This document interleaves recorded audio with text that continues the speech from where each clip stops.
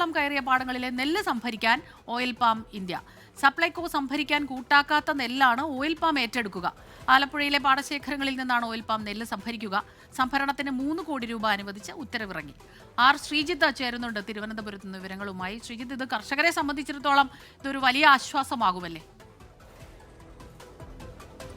സ്മിത, തീർച്ചയായും ആലപ്പുഴയിലെ പ്രത്യേകിച്ച് കുട്ടനാട്ടിലെ വിവിധ പാടശേഖരങ്ങളിൽ ഈ ഉപ്പുവെള്ളം കയറിയ പാടശേഖരങ്ങളിലെ കർഷകർ നെല്ല് കൊയ്തിട്ടിട്ട് ദിവസങ്ങളായി. ഈ നെല്ല് എടുക്കാൻ സപ്ലൈകോയും സ്വകാര്യ മില്ലുടമകളും തയ്യാറായിരുന്നില്ല.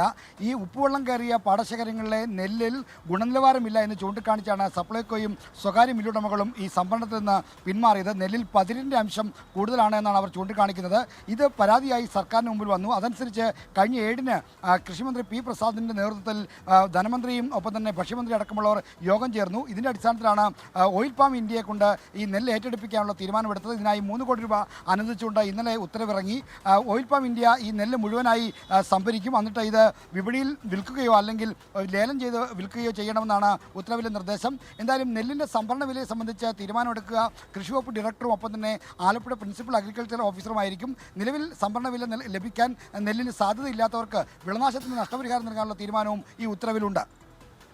ശരി, ആർ ശ്രീജിത്താണ് തിരുവനന്തപുരത്ത് നിന്ന് ഈ വാർത്തയുടെ വിശദാംശങ്ങൾ നമുക്ക് നൽകിയത്. ഉപ്പുവെള്ളം കയറിയ പാടശേഖരത്തെ നെല്ല് അത് സംഭരണത്തിന് 3 കോടി രൂപ അനുവദിച്ചിട്ടുള്ള ഉത്തരവ് ഇറങ്ങിയിരിക്കുന്നു. ഓയിൽ പാമാണ് ഈ നെല്ല് സംഭരിക്കുക. കർഷകർ, പ്രത്യേകിച്ച് ആലപ്പുഴ കുട്ടനാട്ടിലെ കർഷകരെ സംബന്ധിച്ചിടത്തോളം വലിയ ആശ്വാസം നൽകുന്ന ഒരു വാർത്തയാണ് ഇപ്പോൾ ആർ ശ്രീജിത്ത് നൽകിയത്.